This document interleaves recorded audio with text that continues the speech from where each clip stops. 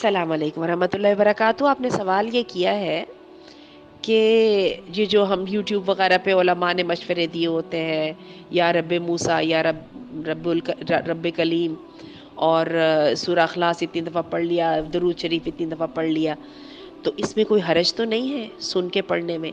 और ख़ास तौर पे जबकि ये भी है कि आपको ये आपने ये बात सुनी है कि एक हद से ज़्यादा भी वजीफ़े करें तो वो भी भारी पड़ जाते हैं। तो चलिए आइए बात को समझने की कोशिश करते हैं। जो तो चीज़ अल्लाह के कलाम के साथ है ना, उसमें तो बरकत के अलावा कुछ भी नहीं है।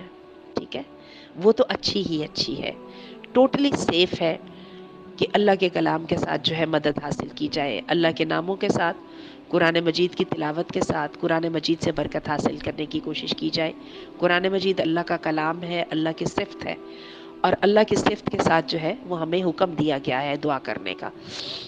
बाकी ये है कि ये जो वजीफ़े हैं इनके बारे में ये समझना कि ये हमें पैगंबर ने रिकमेंड किया, ये ऐसा नहीं है। ये तो ये है कि किसी बंदे ने सूरह यासीन इतनी दफ़ा पढ़ी तो अल्लाह ने उसका मसला हल कर लिया। तो मैंने आपको कहा कि देखिए मेरा फ़लाँ मसला था, मैंने सूरह यासीन पढ़ी, अल्लाह ने मेरे पे रहमत कर दी, तो आप भी पढ़ें। तो आप कहती हैं अच्छा आपने आसिया बजी आपने ये पढ़ा तो आपका मसला हल हुआ, मैं भी पढ़ूंगी। जहाँ तक दरूद शरीफ का ताल्लुक है, तो दरूद शरीफ की तो खुद हमें तलकीन आई है ना कि अपनी दुआ को अल्लाह के रसूल ने को जब उस बंदे ने कहा कि अल्लाह के रसूल मैं अपनी सारी दुआ दरूद शरीफ कर दूंगी, नहीं मैं सिर्फ दरूद शरीफ ही पढ़ता रहूं, तो अल्लाह के रसूल ने फरमाया तुझे दुनिया की हाजात से काफ़ी हो जाएगा। और इस्तगफार तो की है मसाइल हल करने की। अफसल ज़िक्र जो है वह ला इलाहा इल्लल्लाह है, और इस्तगफार अफसल दुआ है।